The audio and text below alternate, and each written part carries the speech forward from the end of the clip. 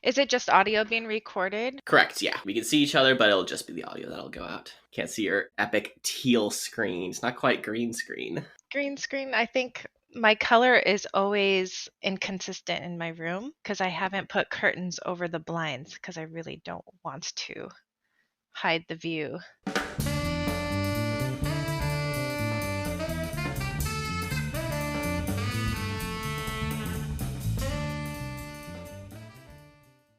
Tessa Mero, welcome to the show. Hello, hello. You are a senior developer advocate at Cloudinary. So why don't you let our listeners know who you are and what you do? I've been a developer advocate for probably the last 6-ish years. Before that, I was doing a lot of developer advocacy for an open source software community. Yeah, I've been at Cloudinary for almost 2.5 years now and absolutely love it. It's a very fun company and a fun product. If you haven't heard of Cloudinary, it's a image and video API. It allows you to store, transform, optimize, deliver your media assets using an API. You can use widgets, you can use a user interface if you're not a developer. Basically, if you ever use images or videos in your web application, you definitely should use some kind of media API to handle all of it and have full control of it. Yeah, with the types of people who listen to our show, they're mostly developers. So I think a lot of them are already going to be familiar with Cloudinary. They'll have at least heard of it. Some may have used it, some haven't. Chris and I have varying degrees of experience with it. So we'll have a lot to get into. And you do tons of advocacy work, which I really love as an advocate myself. And you already talked a little bit about your background on a recent Jamstack radio interview. So I would point listeners there. We don't need to rehash that whole kind of story because you just told it very recently. But I would be curious to hear a little more about your experience. One thing you talked about that I thought was pretty cool is that you talked about how you taught a PHP class. And I'd be kind of curious, like what that was like what kind of class it was. I taught a lot of classes full time at a college. I started as a software engineer, more web application developer, building internal engineering tools. But this was 10 years ago, and I started doing part-time teaching. Evening classes. PHP was one of the first ones while I had that job. And I actually quit my full-time job. Mostly, I didn't enjoy the 2-hour drive in traffic, even though I live 30 minutes away from the office. Seattle traffic is just horrible. And I quit my job thinking I'm going to spend some time building my own software product and become a CEO of a company and just start my own business. And then, like, 1 week after I quit my job, I'm like, "Nah, I kind of don't want to do that anymore. Shoot, I don't have a job." And the part-time like evening classes I was teaching, they called me up and said, "Hey, would you be interested in working like full-time immediately? We need you to be working full-time." I'm like, okay. And that solved that immediately. So I was teaching all of the classes. There was, of course, a PHP class, a JavaScript class. There was a JS frameworks class specifically on jQuery. Take note, this was like 8 years ago. They were teaching XML, all of the stuff. And because of the curriculum being so outdated, I started going to meetups, PHP meetups, and going to conferences and workshops and like everything I can just to like get the latest on the programming language and what's modern with this and being able to like update all the projects and make it more fun and stuff like that. That's really cool because for me, I always think of a very strong connection between teaching and between dev advocacy and DevRel. And to me, the two are they're very, very interlinked. But I find that that's not necessarily the case for everyone. Not everyone thinks about the job that way because there's a wide range of things that goes into it. And I'd be curious what you feel like you've taken away from those teaching years into your role today. I actually never knew I had that knowledge and skill to become a developer advocate. My experience with programming and my experience with teaching, and during all that time, I was also going to events and I started presenting at events. And I never thought I'd become a public speaker, but traveling and going to events is kind of like the bonus of being a developer advocate. It's not really the main part of the job. Like the biggest part of being a developer advocate, aside from educating others on using your product, on doing best practices in that generic topic, not just your product itself, but depends on exactly, what your team goals are. There's so much more to it, such as getting actual feedback from users, and especially new users who's never used your product before, on the whole developer experience and what is their journey using it, and how can we improve the process, how can we improve the product, how can we improve the documentation. There's just so much to it. In developer relations, which is like the team name for developer advocate, developer evangelist, you have to be able to work with different departments and bring this internal feedback loop everywhere. Like the product team, you need to bring product feedback. You need to work with the SDK team and share feedback with them. And the pricing team, the documentation team, the education team, whatever team, you're working with almost all of them. And it's critical to have something done with the feedback. The developers are the users, I don't like the word users, of the product, and they know what's best for you. Your company shouldn't be making the decisions. It should be made based on what the developers need, what the customers need. Sometimes those two kind of get split up when they're not really two completely separate things. Yeah, it's funny what you said about how you don't like the term user. I was listening to a friend of mine's podcast, Monarch, and they were having this same conversation that the only time you hear the word users is when you're talking about people using tech and people using drugs. Right? So, how did you first hear about Cloudinary? It was through my network. Someone mentioned that Cloudinary was hiring developer advocates, and I started looking into the platform and was messing around with the API. And I was like, oh my gosh, this looks fun. Like, this would be something enjoyable to talk about and to be able to create samples and show people how to use this and be excited about it at the same time. Previously, I was at Cisco Systems for about 3 years doing developer advocacy for them. So, yeah, it was a big change from a very big company to a smaller company in comparison. And yeah, a very different type of product. Yeah, you also talked about your Cisco history on the Jamstack Radio interview, and I'd be curious to hear a little bit about the contrast between those two different companies. And as you say, going from a very large, more established one to a kind of newer upstart, what kind of cultural differences were there between the workforces? The number one difference is how fast things can move with decision making. Decision making is a lot faster. I wouldn't say how fast things can move, particularly because with a bigger company, my department was about maybe 150 people, and my company now is about 280 people altogether, and that's growing pretty quickly. I think we're going to be at maybe 380 by the end of the year or early next year. It's growing rapidly. We're getting up there. I believe you lead a program for Cloudinary, the Media Developer Experts program. I'd be curious to hear a little bit about that and what some of the goals are for it. Our MDE program, Media Developer Experts program, started about maybe 2, 3 years ago. And it started out with an idea. A previous colleague of mine started and launched the program. I took over the program for the last year and a half or so, and we have 45 developers. And it's kind of like an ambassador program, but not specifically Cloudinary ambassadors. They are experts in terms of how to use images and videos in different use cases with different technologies, all things media, basically. So they use different APIs. Some of them don't even use Cloudinary, some use our competitors. So it's really not about getting them to get everyone to use Cloudinary. It's more like educate other developers.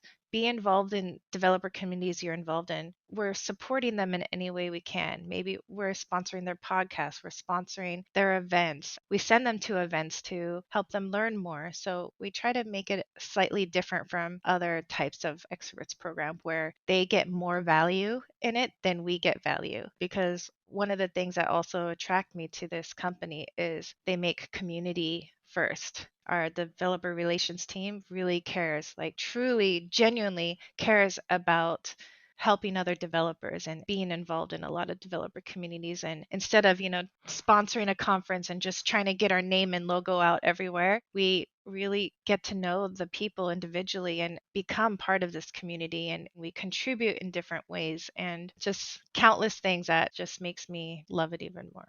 I can definitely speak to that as someone who has seen a little bit of your work and who has seen Cloudinary out in the communities. That it always comes across as very genuine, that it's never like sticking yourself out there just to be like, hey, look at me, buy my stuff kind of thing. And it's a very, very fine line to walk with this type of work. And people can have trouble knowing exactly where that line is and how to add value and how to extract value. And that's, obviously not the term that we would like to use, but it's always going to be somewhat transactional. But it doesn't necessarily have to be, because it's really about building relationships. And that's one of the things that I really enjoy about this job, is actually getting to build those relationships. I'd be curious also, like, roughly how large is the program? How many people are in it? We have about 45 MDEs. I'm trying to make it so it's more exclusive, private invites only. When our team gets larger, we can bring in a lot more people. There's just so much we want to do with the program to make it even better, but we only have so many people to be able to help with it. But one of my favorite things about the MDE program, one thing that I've been doing bringing people in, is their involvement in the Jamstack community. A large percentage of the MDEs attend Jamstack events, speak at Jamstack events, and a lot of them organize Jamstack meetups and conferences and all types of Jamstack type of events. It's really exciting. Like, our company is just a big proponent of the Jamstack communities. Like, for example, tomorrow there's a Jamstack conference that I will be just attending for fun, and we are a sponsor. I'm pretty sure we're a sponsor. We sponsor so many events, like I lose track on which one's which. I'm just attending. I think another coworker is handling the sponsorship end of that specific one. That's how you and I met, was through Jamstack SF. We had a presentation from StepZen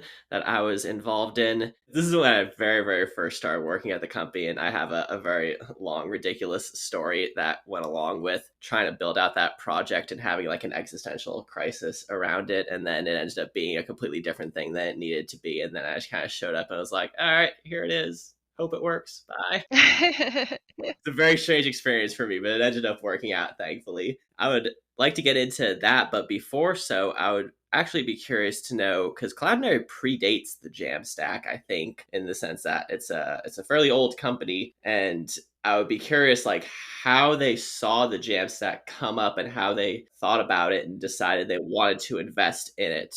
That's a really good question. Of course, a lot of people don't like the actual phrase. That's a really good question. Cloudinary started like 10 years ago. It started out as a consulting service of a few people building out web applications and solutions for people. And it got to the point where a lot of the customers were saying, hey, we need a way to manage our assets, our media assets. This group of people created a little platform and API to do very simple things. And as more customers had needs, because it was the only one of its kind at that point, the product started growing and growing into its own standalone product. And it wasn't meant to do that. And it just became that over time. Then all of a sudden it just became a company and they started hiring more and more people over time. Now it's officially a very robust product with countless features. It's crazy how much it can do. We have competitors, there's other video APIs and image APIs out there, but this one's a little different. It just has a lot more that you can do if you have like more complex projects. And it's one of the number one choices for big enterprise companies to use. There's a lot of companies out there like BuzzFeed and Nike and Nintendo. They all are built with Cloudinary. So there's a major project that our team has been working on with Jamstack being an actual acronym for JAM, JavaScript APIs markup. We're looking at Jam as jamming a bunch of different technologies together. We ran into the situation of people constantly asking, we know you have a lot of examples using Cloudinary, but I'm using this specific tech stack. How do I implement that media API with this? Maybe I want to generate social sharing images using Open Graph API, Gatsby, and Cloudinary. Maybe I want to learn how to make images more responsive with 11D. Maybe you want to create an image gallery with Next.js. How do you do this? Even if you find a tutorial, then it's just hard to replicate when you have like maybe a different set of technologies you're working with. Maybe you have a different server environment set up. How do you search and find ways to jam all of these technologies together? We decided on creating a community project specifically for the Jamstack community called Media Jams. It's a really cool application. You go to the site. The first thing you do is like kind of select your technology stack that you're using. And then you can select like a use case of what you're trying to do. Maybe you're trying to optimize your website better. Maybe you're trying to do very specific things and you can search it all by tags. And then you'll get a list of tutorials. Each tutorial will have an embedded code sandbox available. So you can immediately fork the code and be able to change and use the code freely. What better way to onboard and use code that's just as easy as that? Doesn't get better than that. So we're really excited about it. I've been sitting here quite quiet listening to a lot of developer relations, and you don't know what I do. I run my own company. I've run an agency that made Gatsby websites with Cloudinary. Ooh. And then I made a startup that also uses Cloudinary in the background for image processing. So I've been a user of both sides. I think one of the biggest things that we've not spoke about that does really inherit the reasons why to use these things being a media API such as Cloudinary. Let's take the user example of me. I build an application. I say you can upload an avatar. It's a favorite one of everybody. Where do you host it? Who hosts it? Do you want to do any checking on that avatar? Do you want any quality modifications or file type modifications? All of these things are what an API handles, and it does it great. But let's take a more complex scenario. For my use case, I have these kind of like generated pages that are rankable on Facebook and Twitter. So you share it, you see this nice image that gets uploaded to one of these media APIs. And then what is also really cool is the manipulation you can do through these APIs. And that is, for example, not only does it show the image our end user uploaded that's hosted on the media APIs, it is then also now got our logo on top of that image, especially for Facebook and Twitter. So there's recognition of our branding and our solution that we're working on. That's one of the big things that these solutions can really help with. But they are obviously come with caveats in ways. APIs kind of can be really hard to deal with if you're not a developer. So that's where these user interfaces came in. I used Cloudinary, I think 2 years ago before you updated UI, and have since for about a year or two. And yeah, Cloudinary is really, really good. I was introduced to Cloudinary through Gatsby, where I first learned about Gatsby images, and we was like, we don't want to host our images on Netlify. We'll host them on Cloudinary because I've got an awesome free tier. Gatsby images was a really good way to shoehorn Cloudinary in the best and worst of ways. Is nobody told me to pick Cloudinary. It was just literally plug and play. It was great.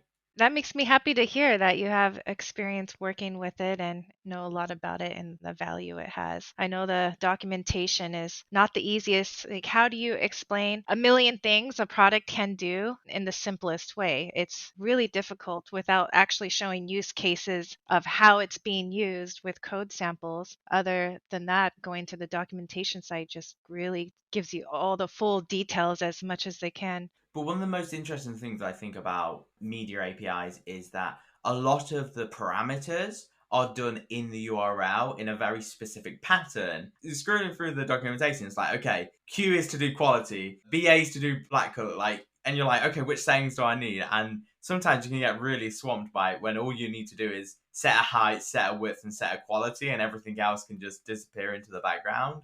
But this is where you say, where do these things work really well? Things like media APIs like Cloudinary work really well in e-commerce, image-heavy websites. Sometimes, I'm going to be honest here, the worst thing about user uploaded images is not that they could upload something you don't want on your platform, is that they could upload a 25 megabyte photo.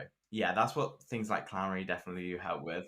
We have a very generous free account, and a lot of people use it specifically for image and video storage. And then we started realizing there's a lot of people who think that it's only for storing images, and there's a lot more that you can do, like updating and changing thousands of images in real time, just instantly. It's really cool. One of our authors on our Media Jams app is creating an image generator. It's for conference organizers. You put the name of the speaker, your logo of the event and their title, and it generates the image for you because Cloudinary has image overlays and text overlays. You can choose the font, and it's kind of like a Photoshop in an API. We also have an integration with Adobe Lightroom. You can do a lot more image enhancing, not just image manipulation and transformations, but a lot of quality enhancements that you can do. It's really neat. I still have so much to learn about it. It's never ending features, especially on the user interface. We are becoming more of a productization company, and they are launching a lot of different products that make it a lot easier to work with the interface side of things. One of the things that Cloudinary does really well is you have not just your standard tools like competitors, you also have add-ons, such as, don't you have one that can remove backgrounds automatically? Yes. Pretty cool if you want to provide that to your customers. Because you have to think about it in the end use scenario. It's for you, you're the developer that's implementing these things, but your user's literally going to be able to, if you implement something like Cloudinary, upload an image, click a button, and the background gets automatically removed. And for you, that's probably took 5 lines of code to add the button in and to send the prop to the photo. So there's some really powerful things. Something that I've not played around with that I would love to talk about is the video side of the platform. Can you explain that? For example, you have a recorded video and you upload it. There's a lot of things that you can do. For example, you can create an add on that transcribes your whole video and takes all of your audio automatically, turns it to I think is it called an SRT file, and you can actually go in and update the words if it's not 100%. Of course, it's not going to be 100% accurate, so you can like update the words. You can change the font and style and exactly where on the video you want the transcription to be. You can add a logo to it, or you can just basically, I'm not sure if you can do image recognition on video, but there's a lot of different add-ons that you can do with video. Can't you do automatically transcript the videos? It's automatic. It's all automatic. You pay, I think the first 30 seconds or 60 seconds is free, and then you kind of have to pay since it's a service that's being used. I'm looking at the add-on list. One of my favorite add-ons is the accessibility add-on called Recognition, Amazon Recognition. That take like pictures and then caption them essentially.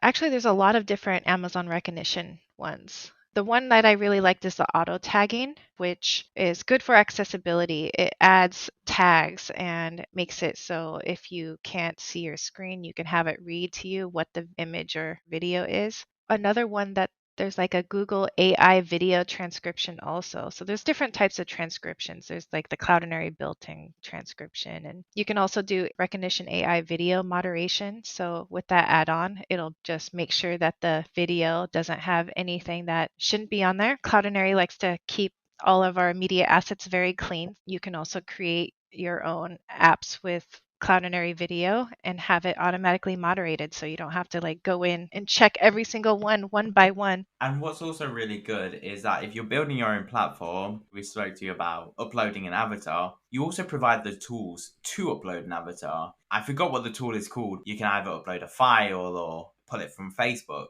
Is it called File Uploader? Are you talking about the widget, the file upload widget? Yes, yes. So I think that's like the 2.0 version of the widget where it gives you all of the options. You can like import from Dropbox and just select a whole set of images with a lot of different options of where your images are being hosted. So it's pretty neat. I'd be curious actually how you integrate with other clouds because it sounds like you can use different things from Google or from AWS. And how exactly does that work in terms of plugging into other clouds resources?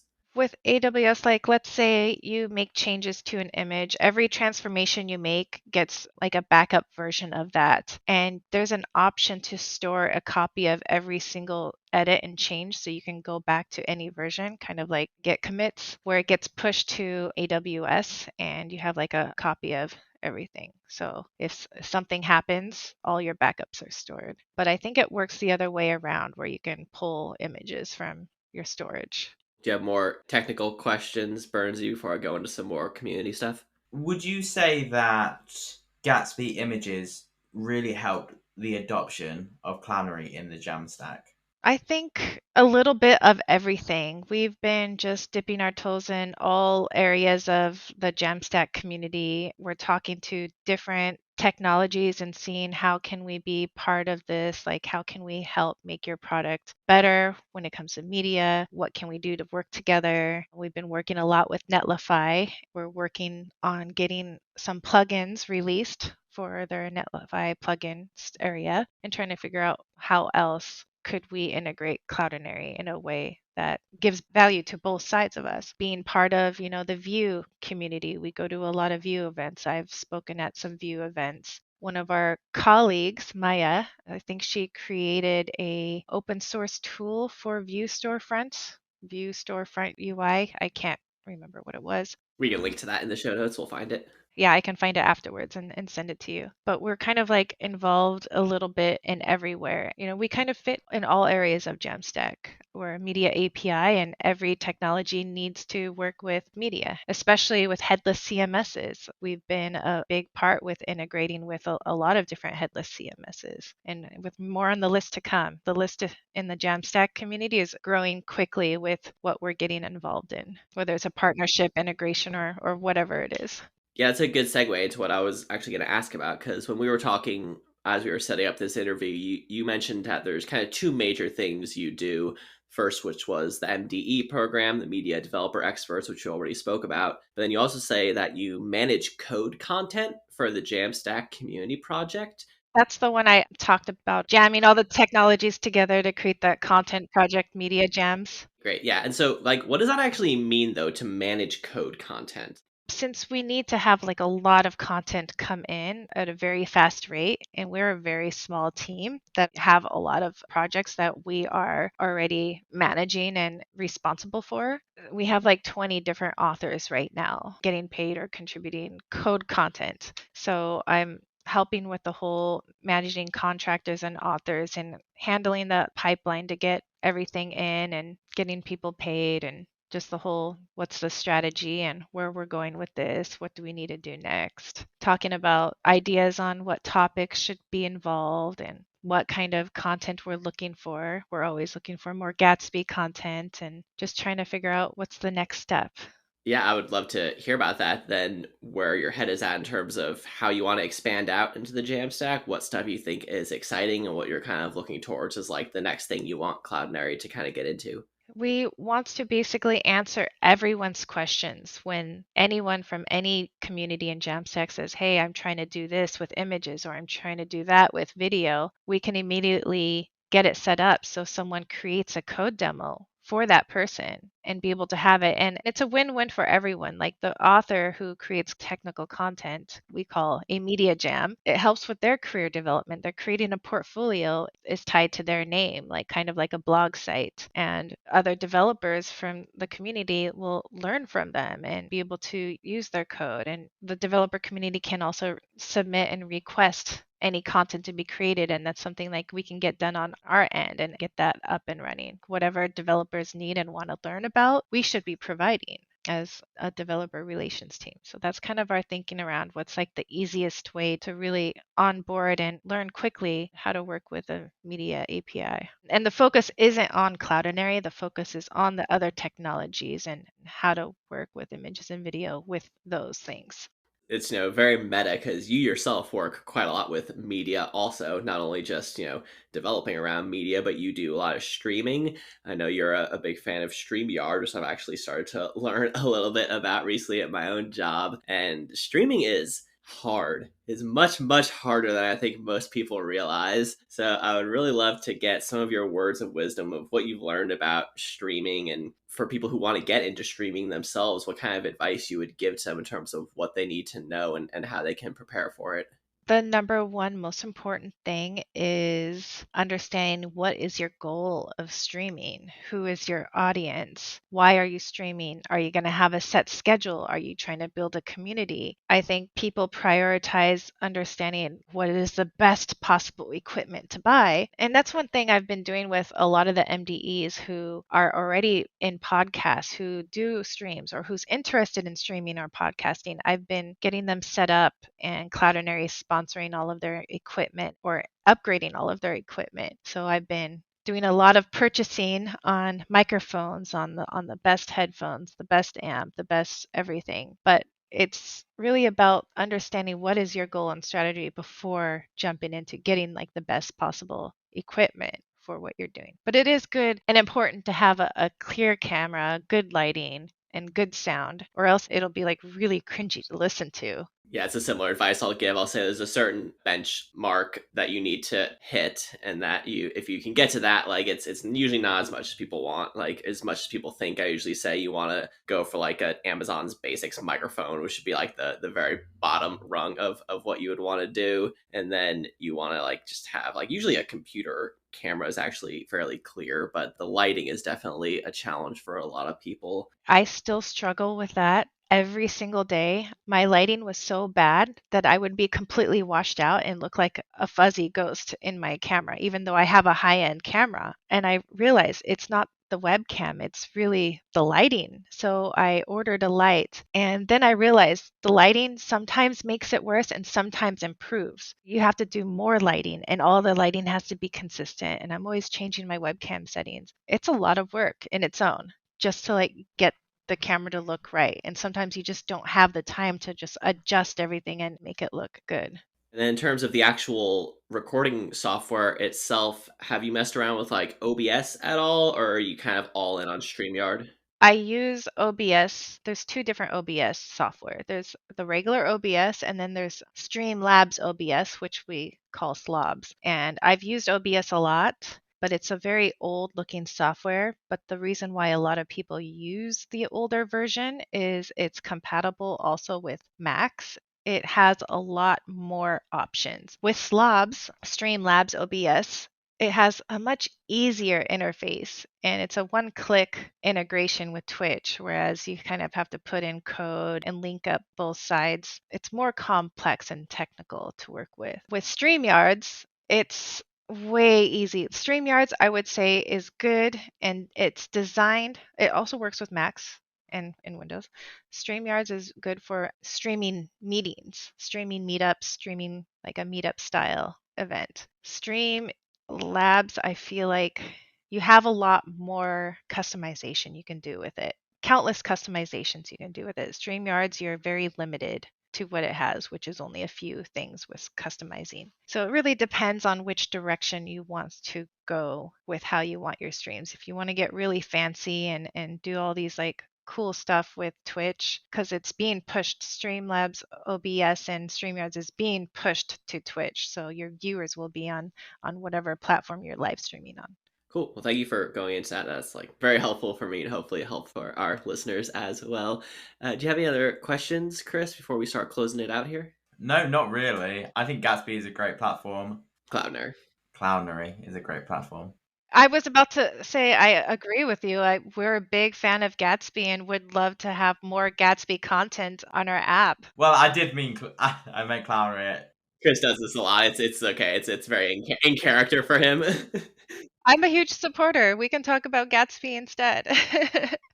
I love Gatsby, and it's still one of my favorite things on the internet. One thing that was really great, I was doing a Jamstack meetup. I think I mentioned this in another podcast, but it's just a really good memory that I have. This was like 2.5 years ago. And in the meetup, people were like, I mentioned Gatsby as like an option, if you're a React developer, this is a great platform. And someone's like, can you show us how it works?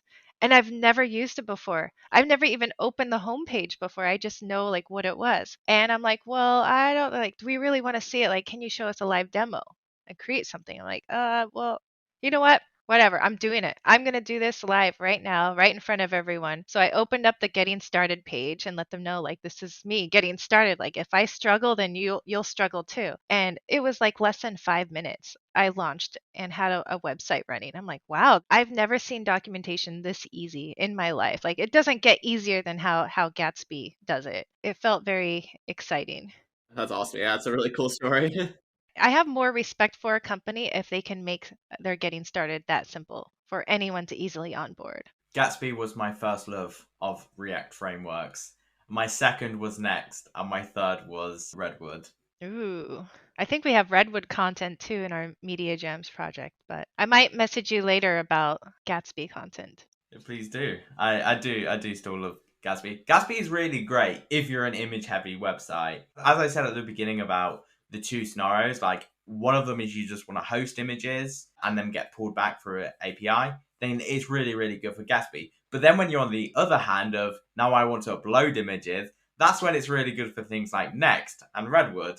I see both sides. Well, thank you so much for being here, Tessa, and thank you so much for all the work you do out in the community and for the Jamstack and for developers more broadly. We really appreciate it, and I love people who make themselves available and put themselves out there and just like have a positive presence in the community. So I see it and I appreciate it, and it was great to have you here and give you a chance to talk about all the stuff you're working on. And we'd love to just kind of get where our listeners can find you, where they can get in contact with you, and any links you want to drop for them. Sure. I think my Twitter is where I'm most active, twitter.com/Tessa Mero. I am also active in our Discord. I have a monitor that I just keep open for Discord.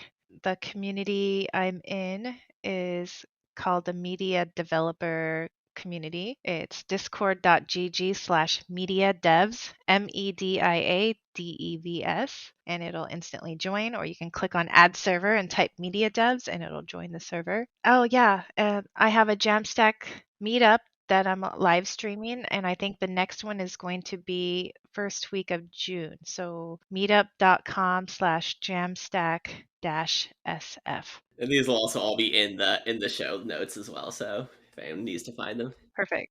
Stay tuned for I'm about to announce the next event. That's it. Awesome. Well, thank you so much, and have a good day, everyone. Thank you. Bye.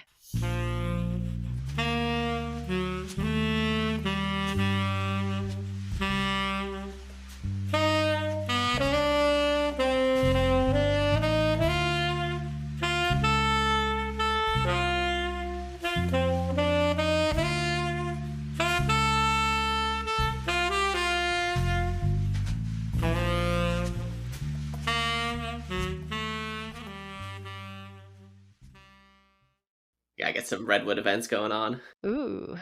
Yeah, always love doing meetups. So hit me up anytime.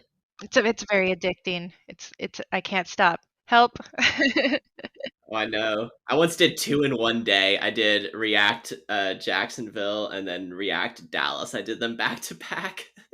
Nice.